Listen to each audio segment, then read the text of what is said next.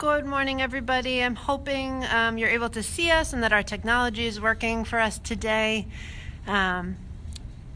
If you have visited us before, you know that we are not at an exhibit today. We're actually in one of our education classrooms, which would be a good indication that we're probably going to meet one of our animal ambassadors today. We are excited to have you joining us for yet another edition of our daily virtual keeper chats. We are here every day at 11 with our amazing team of animal care specialists, educators, and animals. We have really been loving the opportunity to connect with all of you virtually during these times, and I hope a lot of our friends are out there joining us right now. This is the person talking to you right now is Carrie Hawthorne. I'm the curator of education here at the Buttonwood Park Zoo in New Bedford, Massachusetts, and I'm joined today by my friend Sam. He's an educator here as well, and one of our animal ambassadors is about to come out and join us. He is going to start most likely by running around really fast, so you're going to probably see a bunch of whirling tan. And Rebecca, age 8, is already guessing that it's probably one of our Fennec Foxes, and you would be right. So I'm going to have Sam let him out. We'll watch him run around, and Sam will tell us a little bit about him, and then we'll get to your questions. All right, here we go. Come on. Ooh, there you go. Awesome. So the Fennec Fox that you're meeting today is Cairo. Cairo is turning 8 years old this year, and he came to us from the Dallas Zoo. So Fennec Foxes, as you can see, are very, very small. They are the smallest member of the canine family, so this is a full-grown Fennec Fox. Typically, in the wild, they live to be about 10 years old, but with humans, they can live to be up to 14 years old. So as you can see, as he's running around, you can get a glimpse of him. He is this nice tan, kind of brown color as well. And that lets you know the habitat that he lives in. And it's going to be a very sandy habitat. Okay, anyone have a guess of what desert you might think you would find Fennec Foxes in? Hey, Cairo. So he's going to be from the Sahara Desert, which is found in northern Africa. Sometimes they can be found a little bit further east, but for the most part, it's going to be in the Sahara Desert. And so that nice brown, sort of whited color is going to allow them to camouflage in all of that sand. That white is also going to be great to reflect all of the sunlight that comes during the daytime. So you can see he is very fluffy, and so during the nighttime it does get very cold in the deserts. So that nice fluffy fur is going to keep him nice and warm as the temperature starts to drop. Probably his biggest feature, both literally and figuratively, is going to be his ears. Those ears serve two awesome purposes. The first is so we can find some of his food, since he does love eating insects and mice. And those are going to be typically hanging out underground. So those large ears allow him to listen for his prey underground. So he can pinpoint where exactly his food is going to be. The other thing is going to be for heat dissipation, because it gets very, very hot in the desert, and that nice fur coat would generally make him really hot. But those large ears help dissipate heat. So he's got a lot of blood vessels that run through them and close to the surface. So as that blood runs through his ears, it pulls all the heat out of his body and helps him cool off a bit. Some other cool features about Fennec Foxes are on the bottom of their feet. So unlike a lot of our pets or a lot of other four-legged animals who have bare paws on the bottom, Fennec Foxes actually have fur on the bottom. And that serves, again, a couple of purposes. One is going to be to protect his feet if he goes out during the daytime, because that sand is going to be very, very hot, and he doesn't want to burn the bottom of his paws. So it's going to protect his his little pads. The other thing is you can see he's running very, very fast, and that extra fur on the bottom of his feet is going to give him a little bit more traction as he runs on the sand. All right, we've had a lot of really great questions coming in. So let me go back. People are, of course, loving him. He is ridiculously cute. Michelle is wondering, she didn't realize we had Fennec Foxes at the zoo. She can't believe she's never seen him before. Yeah, so Cairo is one of our animal ambassadors, so he lives behind the scenes. Cairo. So he comes out for programs and events and things like that. Oh, and hi, Cairo. That's a good shot of those big ears. All right, let me see if we can find another Very question. Peyton and Piper are joining us from New Jersey. They want to know what they usually eat. What do they usually eat? So in the wild, these guys are typically opportunistic omnivores. So they're going to be eating a lot of smaller things like lizards and some mice. They'll go after some eggs and maybe a couple insects and bugs. Again, they're going to be underneath the sand. And if they find some desert plants, they're going to munch on those as well. Here at the zoo, Cairo gets a good mix of produce, so some carrots, maybe some peppers and apples and pears, things like that, and also a mix of dog food, and maybe some small mice and some worms and things like that. I know you brought some of his favorite treats with us today. The viewers at home have been learning a lot about enrichment through these keeper chats. You may have noticed all these things kind of spread out around the classroom. Can we just see some of his favorite treats that you're going to put in those? Yeah, so we have some super worms and we also have some mealworms. So that is one of Cairo's favorites, is worms. I would imagine those big ears in the desert help him to find his food.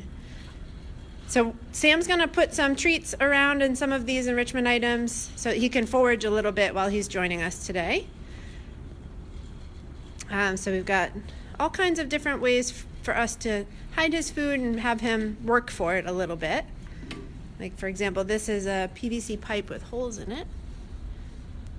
So he's going to have to turn it around a little bit more to get his food.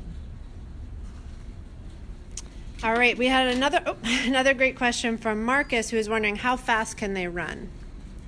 Fennec foxes can run up to 20 miles per hour. So they have to be very fast to not only catch their prey items, those mice are going to run really fast, but also to evade their predators. Predators are usually birds of prey like eagle owls and hyenas. Okay, we had a question about, do Fennec foxes live by themselves or with a mate and a family? What kind of communities do they live in? Fennec foxes typically live in a good-sized community, up to 10 individuals. So they will make large burrows underneath the sand, where they typically have about 10 or so individuals living in that den. And those dens can extend a couple hundred feet. I have seen a little over 1,000 feet with those dens, and they're going to have a lot of different entrances, and they're going to connect to other Fennec fox dens as well. All right. Why do they have a long tail? Why do they have a long tail? That's a great question. So that long tail is going to sort of give him a little bit more balance as he's running really, really fast. So if he needs to make a quick turn, that tail is going to give him some balance so he doesn't slip and fall. But as you can imagine, in the desert at nighttime, it gets super, super cold. And so that thick fur isn't going to be enough protection. So that big bushy tail is going to sort of act like a scarf or a blanket. So when he curls up for the night or when he's ready to go to sleep, that bushy tail is going to cover his face and his paws to keep him warm. Great. Sydney, age 11, has a great question. One of the big comments that we get about Fennec foxes when we bring them out for encounters is just how cute they are. He's here obviously being very comfortable with Sam and I. Would they make a good pet? Fennec foxes would not make great pets. So they are not domesticated like our dogs and our cats. So they always have those wild instincts. And so these guys need to be in big open spaces. They will go to the bathroom on all of your stuff. You cannot potty train them. It'll make your house smell really, really bad.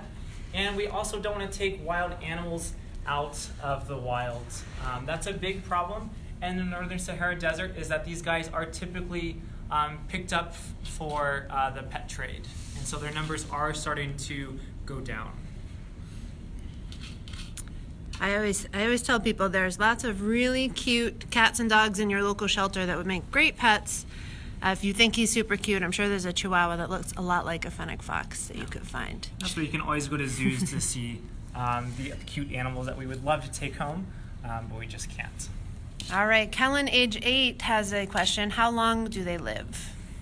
In the wild, Fennec Foxes typically live about 10 years, but with humans, Fennec Foxes can live to be up to 14. All right, and Ryan, age 12, what are their predators? Their predators are going to be hyenas and large birds of prey like eagle owls. Elena, age 7, do we know his birthday? I believe his birthday is early June, so he is turning 8 years old this year. And I don't know if we said it, but Cairo here was actually born at the Dallas Zoo in Texas and came to us a few years ago to be an animal ambassador here in New Bedford. Kaiden, age 9, how high can he jump? Fennec Foxes, from a standing position like he is now, can jump between 2 and 3 feet high. So even if we had a little fence up, he would just jump right over it. Does Cairo, Jacob, age 6, would like to know if Cairo has favorite treats? Yeah, so some of his favorite treats are what we're putting in here. So these super worms and these mealworms. Occasionally we do give him a little bit of baby food just for extra nutritional enrichment. But for the most part, we want to stick to close to their normal diet. Great. Anastasia, age 5, is wondering if we know a little bit, are they runners who run for long periods of time or more of a sprinter kind of animal? I would say that they're more of a sprinter animal. Scarlett, age 7, wants to know how big they can get. This is a full-size Fennec Fox. So you can see he's between about 9 and 12 feet long. Inches. Inches, excuse me, not feet. That'd be a very, very big Fennec Fox. So he's about average size for a Fennec Fox. And Cairo weighs in at about 2 pounds. If you can, maybe you and your families can try and find something that weighs 2 pounds later today to get some perspective on how tiny that really is.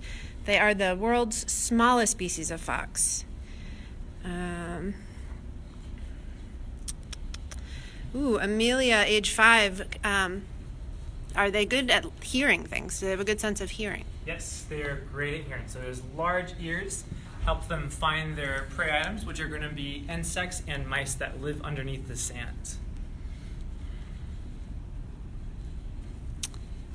Maddie, age 6. Why is he so little? Is that an adaptation to be so small?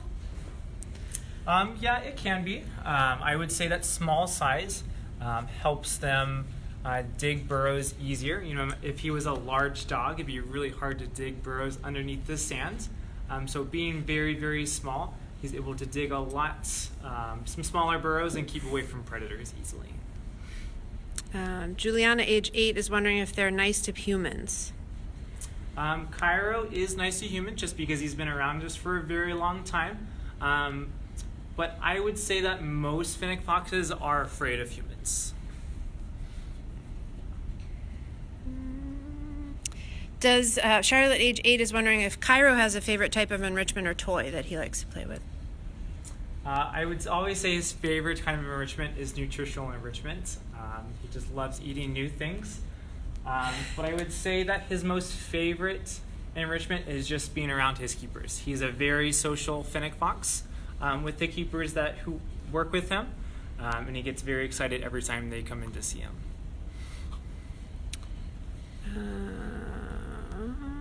We've got a lot of people who might be just joining us who are wondering if you could just remind us who we're meeting, how old he is, that sort of thing. Yeah, so for those of us who are just joining, this is Cairo, our Fennec Fox. He's a full-grown fox. They're the smallest member of the canine family. Fennec foxes are native to the Northern Sahara Desert, which is why he has that sort of light brown and tan color. So it helps him camouflage, but also reflect heat from the hot desert sun. Hi, buddy. Peyton and Piper are wondering if they're an endangered species and what their threats are. These guys are of least concern, which means that their populations are stable to our knowledge.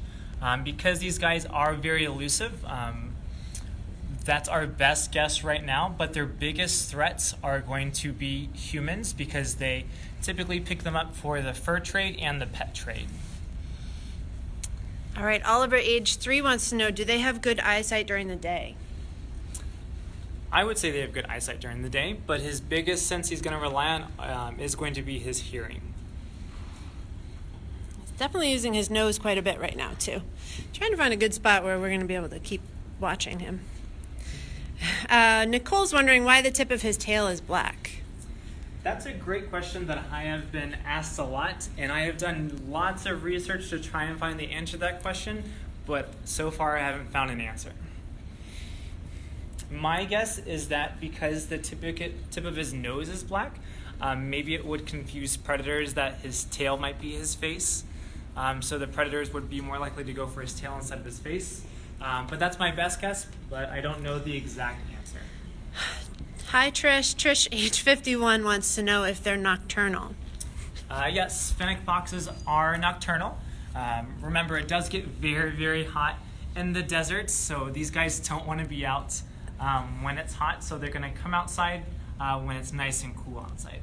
The reason Cairo is awake right now is because he is an animal ambassador, so he's kind of changed his sleeping habits a little bit to be with us and be out for programs. But he does typically sleep a lot during the daytime when he's back at his home. Great. Tegan, hi Tegan, age 8, wants to know, do they jump or climb?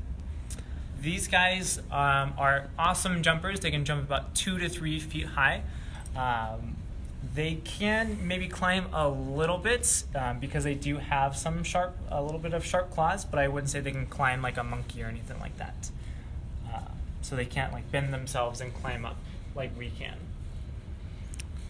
A lot of people think they're only going to like being on, ground level, but in the Sahara there's a lot of really tall dunes. Some are up to 600 feet tall, and they certainly do spend time up on those big hills. So these guys do have a lot of perching up high that they like to go up on top of. Oh, I think he's tired.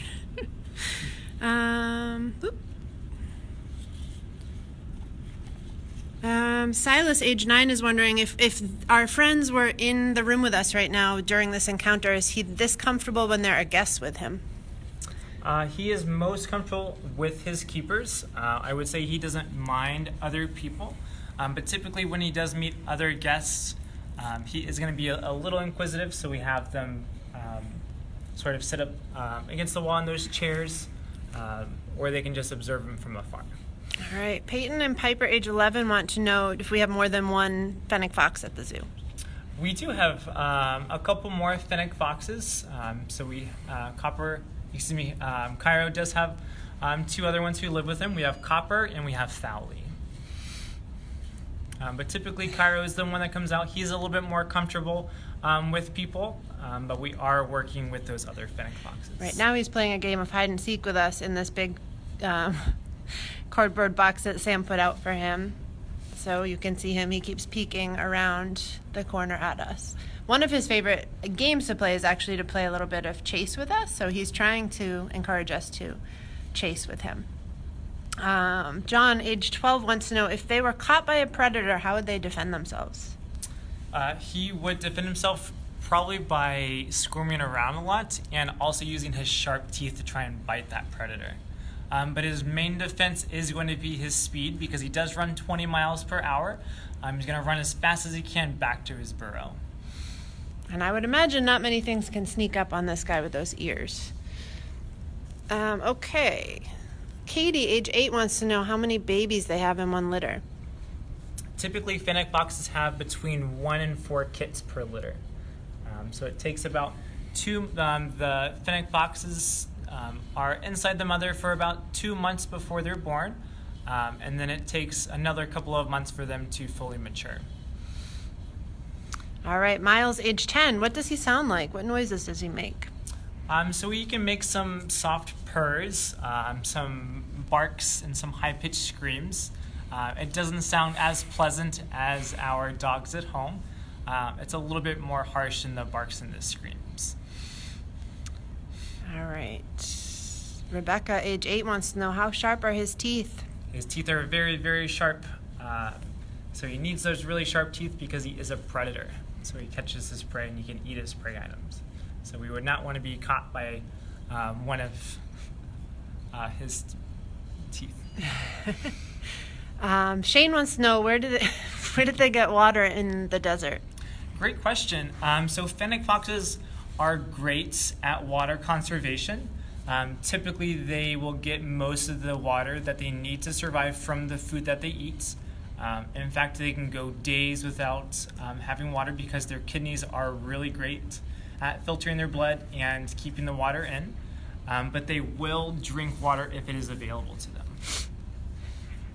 And I was just reading this morning about the Sahara Desert. It only gets about 0 to 3 inches of rain a year, and that's how much we sometimes get in one rain shower here in New Bedford. Some parts of the Sahara don't get any rain for multiple years, which is pretty crazy. So if you're from there, you really have to adapt to that. Kayla, if you're just joining us, this is Cairo. He is a Fennec Fox, and these guys are native to the Sahara Desert in Africa. And he is full grown. He is going to be 8 this June. They are the smallest species of fox in the world. Guys have so many great questions. Sorry, I'm just scrolling through some questions here. They always want to ask if he has a favorite zookeeper. My favorite zookeeper? Oh man, I would say it was either Carrie Hawthorne, our education curator, or it'd be Lindsay Odinson. Yeah, he definitely loves Lindsay.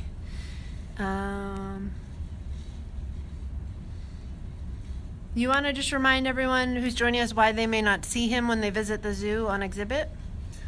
Cairo is an animal ambassador.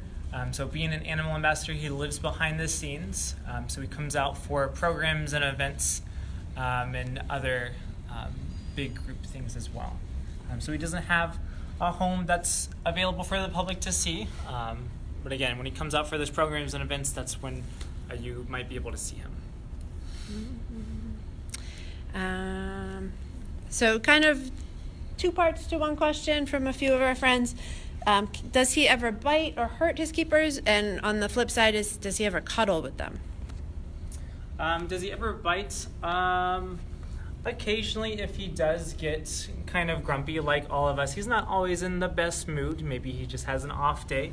But he's not going to come and bite you and be aggressive. Cairo is typically very friendly. And as you can see, he does love cuddles from his keepers. So he will actively seek out cuddles from the people that he really enjoys being with most. So right now he's letting me pet him, but he certainly won't jump up in your lap and cuddle with you. He lets us pet him on his terms, and when he's done, and he lets us know. But this just gives you a good view of just his head's smaller than my hand and how big those ears are. I got him to stop moving for long enough for you to see him. Yeah. And you can see, if you can see inside of his ears, that's very, very furry. That's to prevent sand and other things from getting in those large ears. Because you imagine if he blocks his hearing, then he's not going to be able to hear his predators, hear his prey items. He's not going to be able to cool off as well either. Do foxes live in other deserts, or is it just the Sahara? Do foxes live in other deserts? I would imagine that foxes do live in other deserts. I don't know enough about all the other fox species of the world, but I can't rule it out. Trying to get you guys a good shot of his little toes. Jody, that's a great question. What makes a good animal ambassador? A good animal ambassador is someone who is a little bit more mobile. Obviously, we couldn't bring like an elephant to classrooms or programs and things like that, so we want to make sure that they're mobile enough where our education team can move them around to different places. We also have to make sure that they're friendly and comfortable enough to be around people. You know, the animals that you see in the zoo, they don't mind the interaction, but our animal ambassadors typically get a little bit more human interaction and get up close and personal with our guests. So we have to make sure that they're really comfortable being around people. And we do that by just doing a lot of socialization and training. So we get them around small groups of people so they are comfortable with us. Typically expose them to different environments so eventually it doesn't faze them when the unexpected does happen.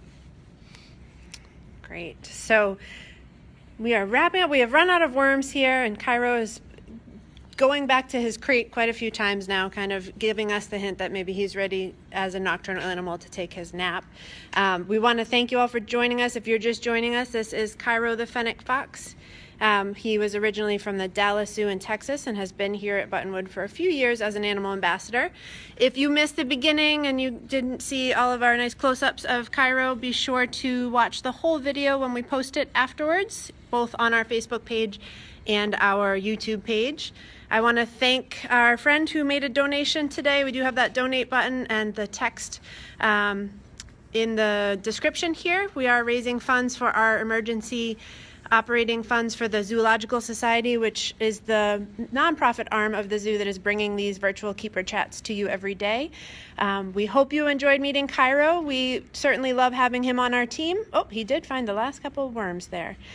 We hope you all have a wonderful, what day is it even, Wednesday? It is Wednesday, And we will see you April 1st. tomorrow at 11 o'clock, and happy April Fool's Day.